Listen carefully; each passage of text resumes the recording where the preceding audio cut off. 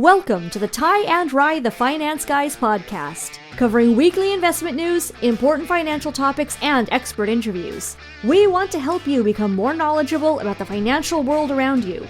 This is not an offer to sell you anything, and remember, past performance doesn't indicate future results. Now your hosts, Ty Hansen and Ryan Robertson. This is take two, Ty. We're doing this again. New podcast, take two. We had a little technical difficulty starting the recording off. It is. Ryan was not all too happy about the technical difficulties. No, it's okay. We're here now. We are here now, and we've got a podcast for everybody today that is going to blow your socks off. We are very excited about this one, but I do want to make sure, because this was technical difficulty before. Mm-hmm. I still wanted to say that Thanksgiving is the best holiday. Yeah. I want to make sure that makes it on the podcast. We started that off, and I said, no, it's Christmas, and then basically everything else. So no.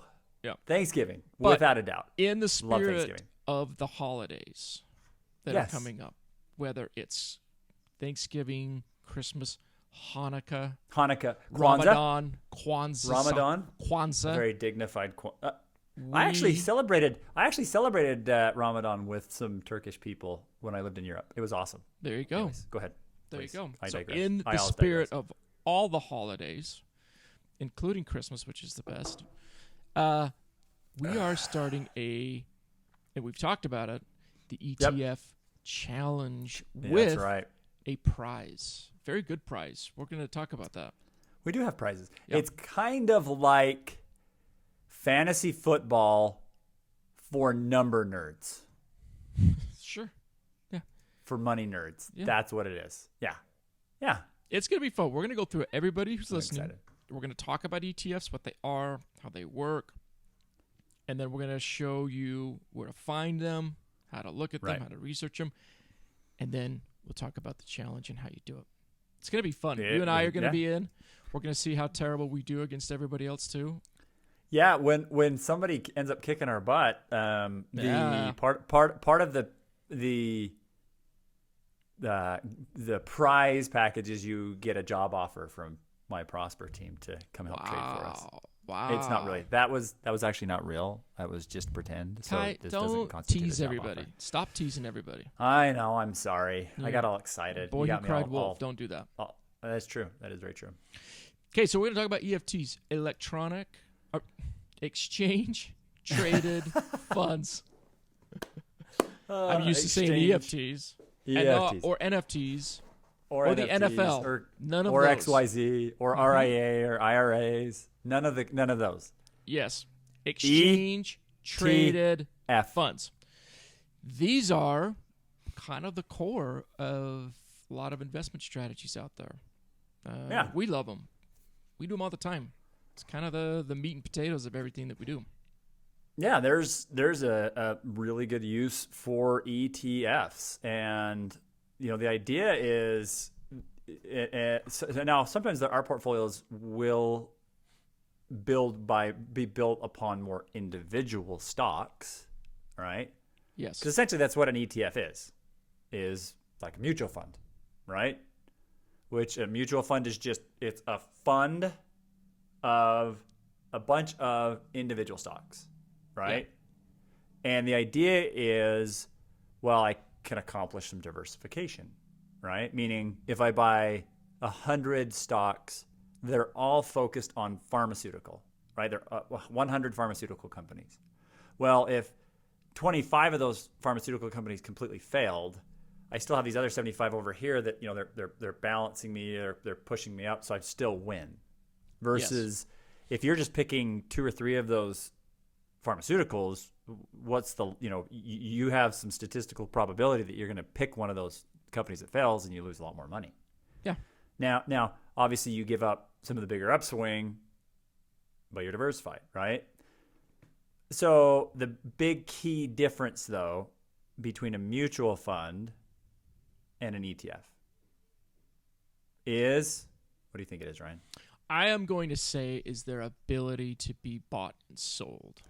That wasn't what I was thinking of, but yeah, you're absolutely right. That's actually a really good point. Let me take the second guess. Okay, hold on. Let's talk about your first one first. Let's talk about your first one first, because that's key. That is really key. Why? Explain that to me. How does a mutual fund trade? Oh, because you don't know? Okay, let me explain it to you, Ty. Yeah, I'm not quite sure how that works. Yeah. Well, because mutual funds were sort of the original thing, right? And you bought into a mutual fund. Right. But they always had a problem with, if I want to get out of the mutual fund, it has to wait till the end of the day for me to actually get out of it. Right. And I am redeeming my mutual fund shares with the mutual fund company. I'm not selling it to somebody else. Right. Exactly. So I don't know. I don't even know. I should have looked at when ETFs started. But ETFs are a more modern version of what a mutual fund is. Right. And they basically trade like a stock. You can buy and sell them at any point. They have a very specific dollar value that runs on the ticker, and you can just see what it's worth at any moment. Exactly. Just like if you're buying and selling Apple, right? You're buying or selling at whatever dollars per share, exactly, and you can trade anytime you want during the day. You're absolutely right. Mutual funds redeem at the end of the day according to what they call NAV, at their net asset value. Okay, so a couple more thoughts I've got, but what was your second choice? I was going to say cost. Bingo. That's a really, really big difference. The average cost. Now, there still are quote-unquote no-load mutual funds. Those technically still can carry fees inside of them. What they mean when they say a no-load, and by load they mean commission, no commission mutual funds. The reason that they say no load is because there's not upfront fees, things like that. But a lot of times, even those no load funds still have redemption fees at the end, which is essentially like a commission on the back end. Or you pay what are called 12B1 fees, which are marketing fees. There's a boatload of garbage that gets baked into them. Now, pure garbage. Well, I guess we shouldn't say garbage, because the reason mutual funds. No, they are. And just for the record, the average mutual fund cost, I want to say last time I looked, I want to say it's like 2.25% a year. And it's multiple percentages, like not 0%. All of them, all the fees involved. All the fees. And some of those fees, people you don't always see up front, they're baked into the return. Mm-hmm. And the reason for that, the key difference is a mutual fund is managed. There's a specific, hey, this is what we're doing. This is our parameters. We're going to trade. We're going to make adjustments. So it is managed. Yeah. An exchange traded fund, an ETF, is not managed. It literally is just a company saying, hey, we're going to go buy a gazillion shares of these different companies, whatever we want. And again, they can vary depending on if they want to be, and we're going to go through this in just a second, talk about all the different types of ETFs. But they can vary, but there's really no management to it. And because of that, they still do carry some fees with them, but you're talking rather than, go ahead. What were you saying? No, I'd say it's rather than 2%, it's like 0.2% or something. If even that, right? Yeah, you're paying maybe 1 to 2 cents on the dollar, and I guess it can be more expensive than that. But yeah, pennies on the dollar versus, $2 or $3 for every $10 you put in there, right? So a lot more cost effective. Now, some people will argue, well, the mutual funds do better. Well, it's like, yeah, I mean, you could make that argument, but at the end of the day, it's like, if you're buying and selling yourself, do you really? I don't know. There's case to be made whether you should be paying those management fees or not. And we don't use them because we're managing the portfolios for our clients anyways. So I'm of the mindset, why do I want to have somebody pay for management twice when we don't need to? Exactly. Because you literally... Very efficient. They're literally... In fact, this would be something good to research. I wonder if there may... I highly doubt that there are any mutual funds that there is not an ETF equivalent. Right? Right. I'm pretty sure... I would bet. I'm going to put money on it. Ooh, I like that it. There's a corresponding ETF to essentially any type of mutual fund you'd find. Absolutely. I would bet. I can't imagine that no group out there would be like, hey, let's make an ETF based on what this mutual fund does. I can't imagine that. So again, though, remember, I mean, in some instances, some mutual funds do really well, right? They exceed their benchmarks. And so who cares if you're paying 1 or 2% a year because you're beating the market? That's awesome. Yeah. Right? our philosophy is the only reason we don't use them is because we're already doing that management for our clients. We don't feel like we need to overlay it with additional fees. There's no reason to. Yeah. So. Yeah, and essentially when you think of an ETF, I mean, this is probably the best way for me to actually understand it in my tiny little brain, is that when you buy an ETF, you're essentially buying shares of a company, and the underlying assets of that company are all of the predetermined stocks that you know going into it. So if it's, say, like an ETF based on the S&P 500, right? Yeah. There's different versions of that, but let's just say it's the regular... Well, a lot of weighted S&P. Yeah, a lot of people know SPY. Yeah. Right? And all SPY does is literally just whatever the stock market's holding. Yeah. It holds the same weighting. It's the same weighting as the S&P 500. Yeah. That's all it is. So the S&P 500's biggest 500 companies in America, you're buying an ETF that its underlying value is the same value as the S&P 500. So in other words, too, right. Whatever the S&P does in a year, you're going to do in a year, right. minus whatever minuscule fee you pay. Right. Right. Because obviously those 500 companies are going to change, the weights are going to change, all that's going to, and so all the management in that case is just going in to adjust it here and there, just to mimic and mirror what that does. Exactly. Yep. So, yeah, and that's the way I think of it in terms of it. You're just owning the shares of a company that the underlying assets are that. So that's why you can then go out there and say, well, I want to sell all my shares of this company, or I want to buy all of this in an ETF. No, that's a great point. Shares of it. Yeah, just like Apple. If you say, hey, I've believed in Apple for the last however many years, and now I think that they're stupid, I'm going to go sell all my shares. Yeah, exactly. It's a great way to put it. I like it. No. So that's why the ETFs and diversification you're talking about. Right. The biggest thing that and this is particularly sort of a kind of a portfolio philosophy, but this is always going to be an individual investment philosophy, which is maybe, like let's say last year, tech was a really, really hot sector of the economy because of everything that was going on. Right. So there were ETFs that you could use to take advantage of that particular kind of anomaly in the economy last year. Right. Right. So instead of you just having to pick one or two stocks of companies, you could just say, well, all of technology is probably going to do pretty well, so let me buy into an ETF that takes all of those into account. Which, last year, most people that bought that way bought the ETF QQQ. Yep. Right? They ended up being the sponsor of March Madness. That's right. QQQ, which nobody actually sponsored the tournament. Nobody had ever before heard, most people before had never heard of QQQ, and then all of a sudden they're sponsoring the March Madness tournament. Exactly. That's a great point. That's a really, really good point. Because apparently they did well the year before. Yeah, they did really, really well. And it's we use it. I love it. I think QQQ is a phenomenal way to get technology. Yeah. Now, so again, so this idea is a fund, a basket of specific holdings of companies, right? Yeah. So the idea is, okay, well, why? Now, obviously, it's a lot of people talk about. This is a very basic financial concept of diversification, right? Like, why would I want to have one egg in my basket if I could have 10? So then, if I accidentally drop an egg, I'm fine, right? Or like we talk about, micro and macroeconomics, right? Meaning, if something... What are you talking about? What are you going into? What's happening? Just because your brain is little and it can't comprehend what I'm talking about. Just in case everybody couldn't hear, that was me snoring. Oh, come on. This is important. Micro and macro. Micro and macro. So we're not in college. Economics. So certain things may happen in the economy that only affect maybe the auto industry.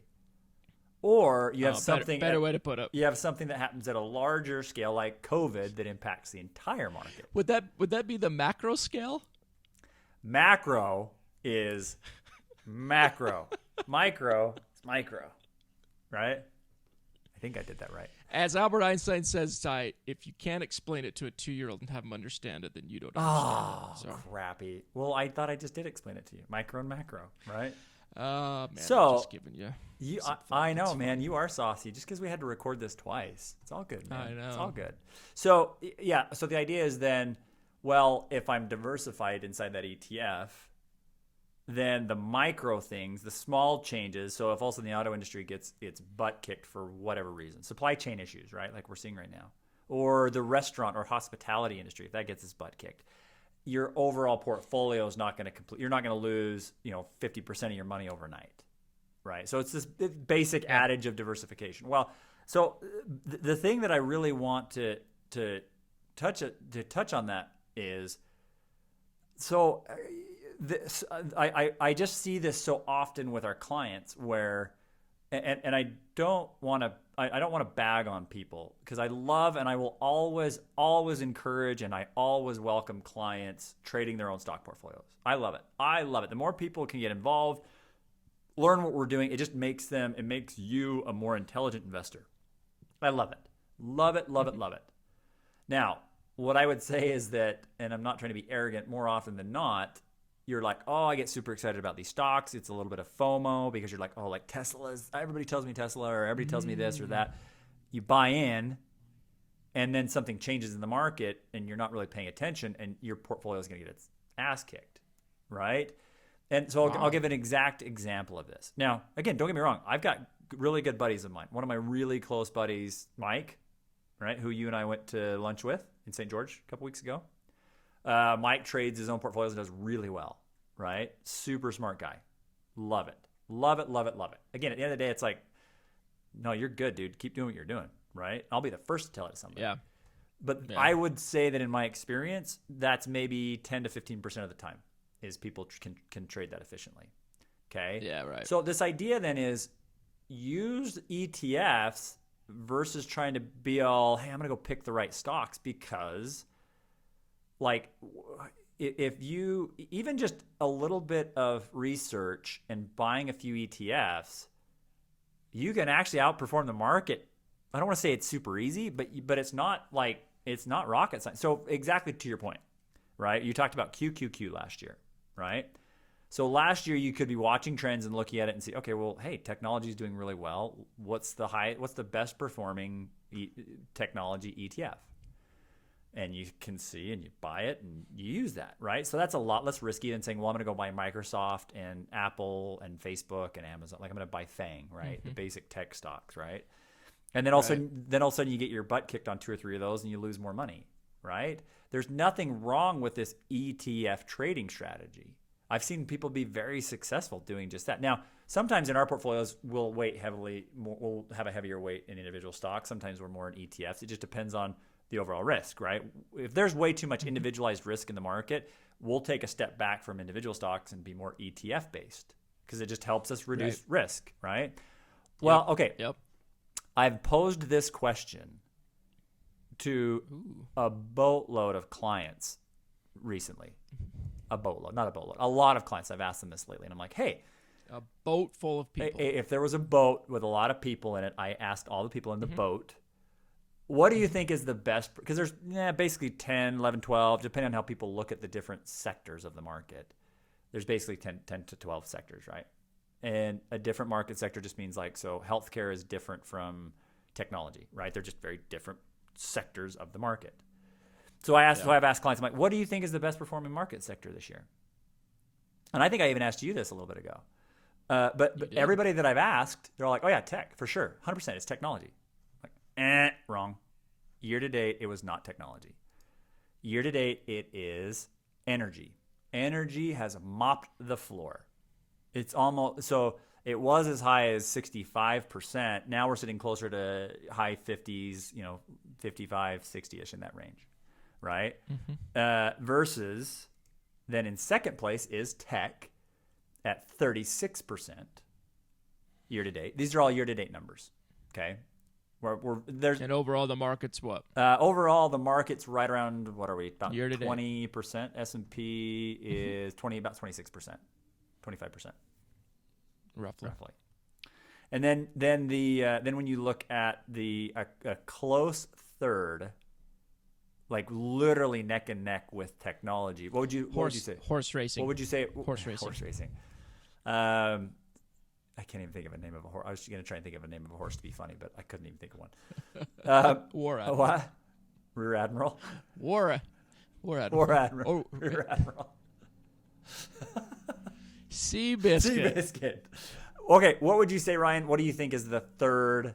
Because again, it's basically right in line with tech. What do you think is that sector? I'm gonna say, let's take a guess and say finance. Great question, actually. Question? Sorry, great choice. Oh, you know what? I lied. Okay, sorry. Yes. So great. Answer? Question or great thought. Great. Sorry, I was reading something there for a second. Don't read question. Don't read Question. podcast at the same time. That's a great question. I was. It's called an answer. This time. is what happens when I look at charts and data and podcast at the same time. It was actually real estate. So real estate was a really close third. So somewhat related, right? Exactly. So this is the point is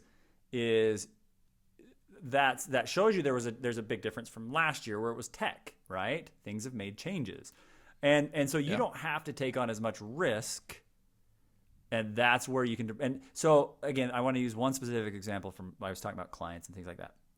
So there's a lady that we work with, and she paid a group, like I want to say it was like Motley Fool or Trader on the Street. I can't remember exactly who it was. It was one of the groups, and she paid like $6,000 or $8,000 to get like, hey, you can get our inside picks. Which again, there's nothing inherently wrong with these companies, but it's this idea. It's like, okay, they gave recommendations on specific stocks, right? For a month or two, it was awesome. Her portfolio was exceeding our portfolio, right? I'm like, awesome, that's great. I'm psyched. And she knew it. She's like, oh yeah, this is kind of, it wasn't a big chunk of her money. It was a little bit more play money. She wanted to do her own research. And that's why I say, I love that and I welcome that all the time. Love it. I think it's great because you learn. Well, now when we take a step back and we look at the entire year, that portfolio has only made about 4% on the year.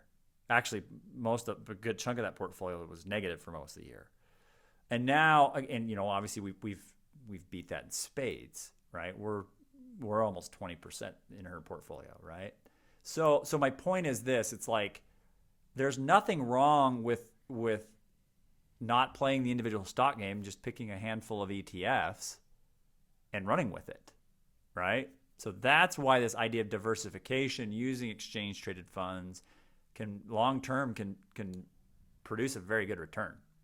So yeah, and it's easy to manage because if you got 50 stocks versus 5 ETFs, a lot easier to manage in that way. So absolutely, you can use stocks as sort of your supplemental investing main courses. Exactly. But yeah. So let's kind of talk about the kinds of ETFs. Like you mentioned the sectors, right? I mean, I'm gonna guess and say there's 200 ETFs. Are there more? No, there are thousands. 1,000? There are thousands of thousands.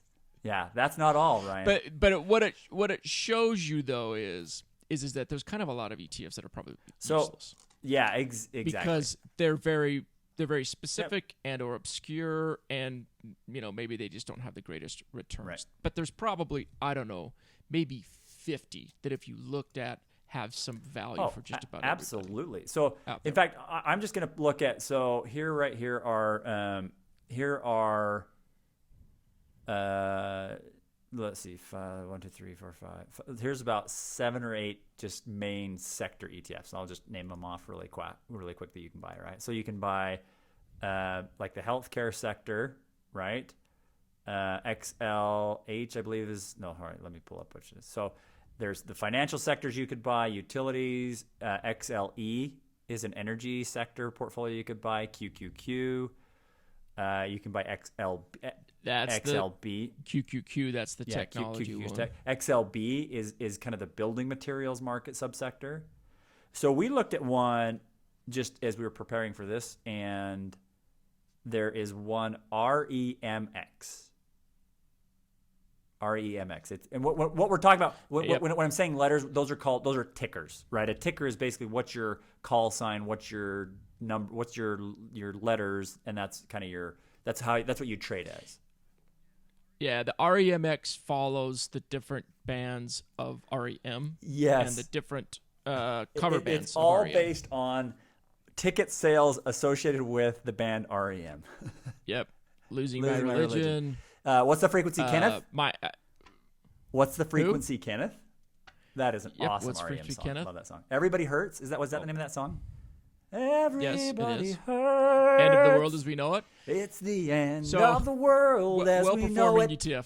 Okay, REMX is a rare earth materials ETF. Oh, right. Rare earth materials. Okay. That's right.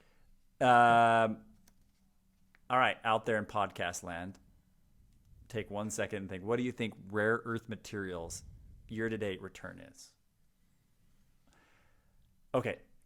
And we got to talking about like the stuff they make batteries with. Well, like, it's a lot of all kinds of weird rare materials, right? In fact, here, hold on a second. I'm gonna pull REMX, and we'll look at a piece of the holdings here. Give me 1 second so I can tell you exactly what they hold.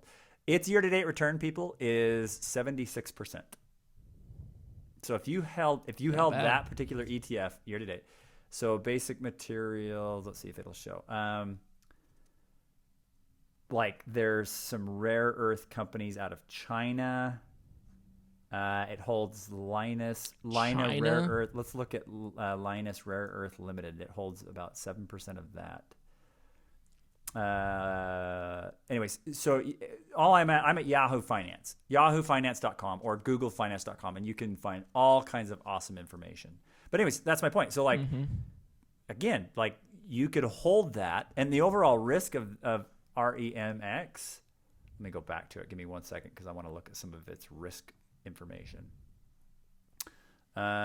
Its beta actually isn't too bad. So beta, the beta of 1 is the risk of the market. You're equally risky to the market. It's a 1.5, so it's only about half as. Are you talking about like what plays music? The beta? Not the beta machine. Is that what you're not talking beta. about? It's only about 0.5% or half as much risk or half as more risk than the general market, but you're more, that's about 3.5 times the return of the market. So you're not taking much more risk for the amount of return that you've received from that ETF. That's a great ETF, right? No. What's BITQ? What's BitQ? Yeah, we looked at that one. Yeah, tell us about BitQ, Ryan. It's I don't know nothing about it. I just looked at it. It has to do with the mining and the support of mining for Bitcoins. Yep. Because technically, well, they've started to really unveil more cryptocurrency type ETFs just recently over the last 5-6 months. And a lot of the ones that exist now are more like the support industries for mining and for those that deal with the ledger. Got to go back to FOMO. Crypto FOMO. Seriously, check out that episode. Yeah. Crypto FOMO. But that's, there's probably like 6 or 7 of them just built around that whole industry. And I know that they just approved, the SEC just approved a couple of ETFs for actual crypto trading. Like some of the specific for that within the last couple of weeks. Yeah, one was just based on Bitcoin. So you could actually just go to that Yahoo and just type in ETFs, and it'll start listing all these different ETFs, and you could look at every single one of them. And the point here is, and this is another idea too. You could go, there are large cap ETFs, mid cap ETFs, and we use a lot with a small cap ETF because if you look at year to date, if you look at small cap versus mid cap and what that means is how big of how the company size. And typically, small cap is a little more risky, right? So small cap has compared to mid and large cap, which large cap is basically the S&P 500. It's pretty similar, right?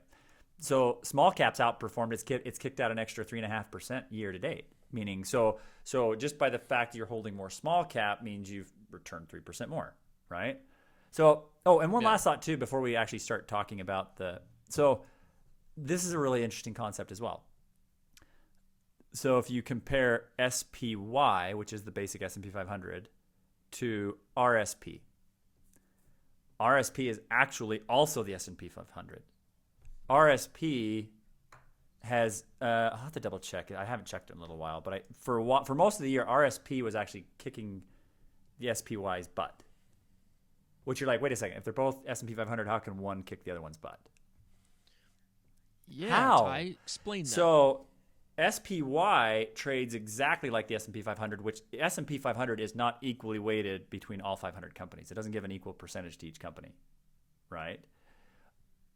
Right. RSP does. It equally weights every one of those companies, right?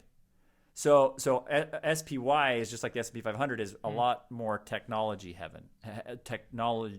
driven and heavy in that. So that's why RSP was beating. So the S&P was beating itself because of the way that it's weighted. So little subtleties like that. That's what's great about ETFs and what's so fun is you don't have to dive crazy deep into one specific company and are they going to be successful or not. You can say, okay, well, maybe I feel like this part of the market's going to do better. I want to hold some healthcare, whatever. I don't know. It's okay. But the point is, maybe building materials is going to do well with the new. Yep. In fact, exactly. Right? We've actually held some of the building materials, and in fact, that's not too far off.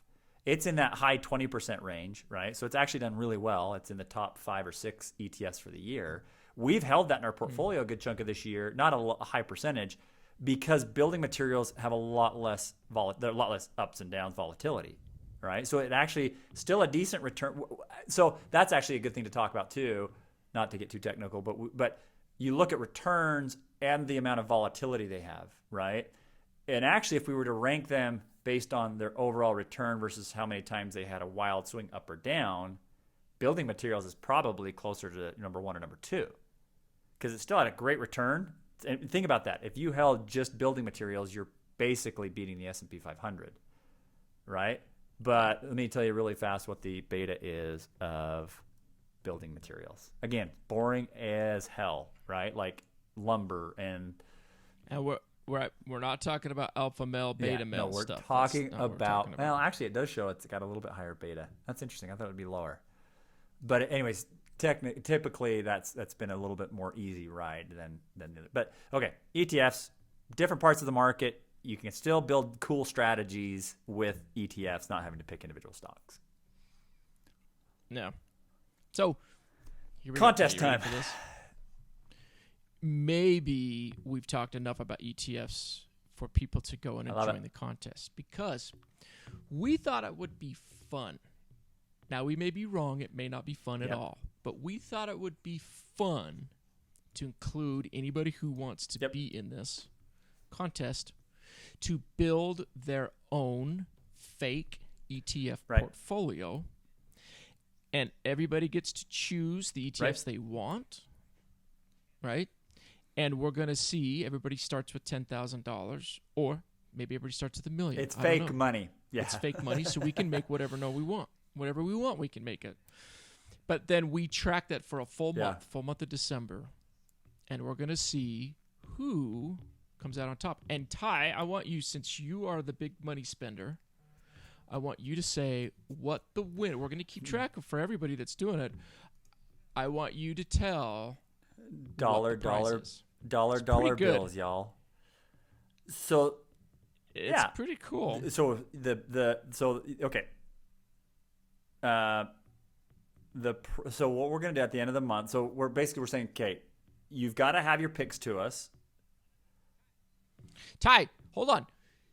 Before we get to that, tell them the prize. Okay. I know. Sorry, I get sidetracked. So we got to keep them interested. Tell them the prize, and then we'll get. Okay, the prize is some brand new AirPod Pros. Whoa! The lights are too bright, so it's kind of hard to see. There's my AirPod Pro. AirPod Pros. Or if you don't really want AirPod Pros, we'll do something financially equivalent. But yeah, we'll throw a pair of AirPod Pros out there for you. And so honestly, that's a pretty good price for doing nothing. A couple $100 here for you, not too bad.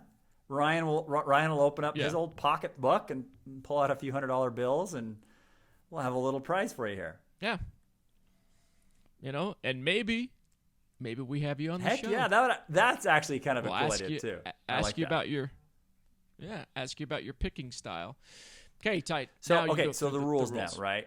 The idea here to be eligible for the AirPod Pros and or financial equivalent is what we want to have people do is email us only up to 5 ETFs. We don't want to make this crazy complicated. You pick the 5 ETFs you think are going to do the best in the month of December. Okay? Any weight. So you could have 90% in one, and then, the other 4 each get what? 2.3%, 2.4%, 2.5%, whatever. So you could do that. Or you could just pick one. You literally could just say, awesome. You know what? Ty said REMX is the bee's knees. I'm just going to put 100% of my monies into that. And the idea is it's the traded value of that ETF as the market opens December 1st compared to its closing value December 31st. Okay? Mm-hmm. So that December 1st to December 31st. Okay? Whoever has the highest portfolio return in that time frame, that's who wins. And we're not doing first, second, third. There's second place is the first loser. Nobody gets anything for second place. Yeah, if you're not first, you're last. So whoever's first place, you'll get this. That's okay. a Ricky Bobby. Now, there's a couple of things we're gonna require of you to make sure that some random, that somebody's not entering in 800 times, or to make sure we can actually contact you. So this is what we want to get. You have to email us your ETFs, your choices, and their percentages. Okay. So email us before midnight, November 30th. Okay. So you can email anytime. So this is going to drop this coming Saturday. So anytime this coming Saturday, whatever day of the month that's going to be, the 20th, Saturday, November 20th, through midnight, November 30th. Email us your picks. Just make sure you don't do it during your drunken turkey slumber. You might want to have recovered from your nap. Don't do it that Thursday afternoon. Or what? Hey, that's right. It might be the best to do it then. Okay, so the email that you want to send it to is support@myprosperteam.com. Right, that's our advisory firm email. It's the easiest one to use. Support@myprosperteam.com. Okay, now again, up to 5 ETFs. Any percentages you want to use. The other thing. Now remember, when he says percentages, he's saying 100% is the whole thing. Right. So if you equally did 20% each one, exactly. Just to be clear. Okay. Now, the other thing you have to do is you have to go check us out on Instagram. Ty and Rye Podcast is our handle on Instagram. You have to follow us on Instagram. And as long as you've followed us on Instagram and you've emailed us that information. Now, the other thing we want to include too, just so we can give some shout outs over the next, throughout the month of December to people, come up with your trading name. So include a trading name in your email, right? So if you're Wolf of Wall Street, right? So the Wolf of Wall Street could be the number one trader, halfway through the month. Who knows? That's what we want to get that one. Okay. Nothing crude, anybody. Yeah, keep it PG, maybe PG-13. Yeah, nothing too crude, nothing too sexual, no obscenities, anything like that. Yeah. To the two ladies that I get coffee from every morning, Danny, Sarah, I know you're going to listen. Don't be crude with your trading names. Yeah, one of you could be Captain Foam Queen, like the foam, coffee foam, or how much, whatever you get foam on top. Captain Foam Queen, whatever you want your trading name to be, right? Just so that way, because we're going to keep posting this on our Instagram. We're going to keep, talking about this in upcoming podcast episodes. But again, you have to get us the information before midnight. So if I get an email from somebody on December 2nd, sorry, you're not included. So, because I have to track all this crap, and I don't want to be having a big pain in the butt here. Yes. So. Yeah. But I Ty loves doing it. So when you email us your Instagram account name so we can track and see if you've done it. We need your email, which we'll probably have, obviously, your actual name, and your picks and your trading name. There's 5 things. Easy. There's 5 things. That's all you got to do. And if you want to make it simple, just do the SPY. Exactly. Just choose that. I actually did you see one of the posts from Jurin Timmer last night? He talked about kind of where we're peaking out with our price to earnings and growth and all that. But he also did talk about how with the economic output we're seeing, he's like, yeah, there's about still a room for another 10% of growth, and we may see a good part of that here in December. So he's calling for, and a lot of the information that's been coming out in the last 24 hours of market data is really good, right? So you could even just pick SPY and see a 3 to 5% growth in the month of December alone, and that might be enough to win it for you. Who knows? Yeah, building materials. What about retail? You might want to get into a retail ETF. Right.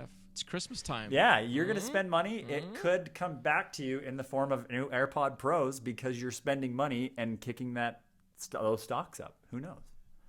Okay. Yeah. So let's repeat again because I feel like we're all over the place. Everybody is going to not have this question. The email is support@myprosperteam.com. Well, I'll put it in the podcast part too. You're going to email us there. Make sure your name's in it. Make sure your ETF picks are in it. Make sure that the percentage of those are in it. And make sure that your trading name is in it. Right? And then go to our Ty and Rye Podcast Instagram account. And my trade name will be Sharp King. Sharp King. Sharp King. Okay. I like Sharp. Sharp. You know how much I love Sharp. As in the technical trading analysis and understanding Sharp. I love so I'm Sharp King. I got to give my trading name some thinking. Yes, and Ty and I are both going to be in this, so we're going to we're not going to be part of the people that so Ryan or I and our immediate family members are not going to participate. So yeah. Oh no! If I win, I'm winning. You get props on, and actually you will be on the podcast no matter what, so you don't have a choice. But you are not getting the AirPod Pros, and I already have them, so I don't need them. And also, last thing too, if your portfolio goes negative, we will. Yeah, I love that idea. Every week we'll talk about who's negative in the running, and you owe us AirPod Pros if you're the lowest. just kidding, you don't. There you go. There you go. Okay, I'm excited. This will be good. Okay, does everybody have it? So email us, and look, maybe it's a conversation. You're like, I don't remember what to do. Just email support@myprosperteam, and we'll help you with the whole thing. ETF challenge. Get it out there, everybody.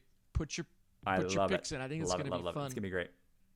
I mean, it could be dumb, but this is good, dude. I'm so glad. This was Ryan's idea, and I love it. It's a damn good idea. It's going to be fun. I do too. I love contests. They're always fun, especially if there's a prize. If there's a good prize. Exactly. Okay. All right, brother. All right. Okay. Hey, man. Appreciate your time. We'll talk to you next week, and we'll see who is going to actually start to join. All right, man. Good times. Thanks, bud. Hey, thanks for listening to the Ty and Rye, the Finance Guys podcast today. If you like what you heard, go ahead and hit subscribe. That way you won't miss any future episodes. Also, follow us on Instagram, Twitter, Facebook, Ty and Rye Podcast. Also, check us out at myprosperteam.com. Thanks. We will see you next week.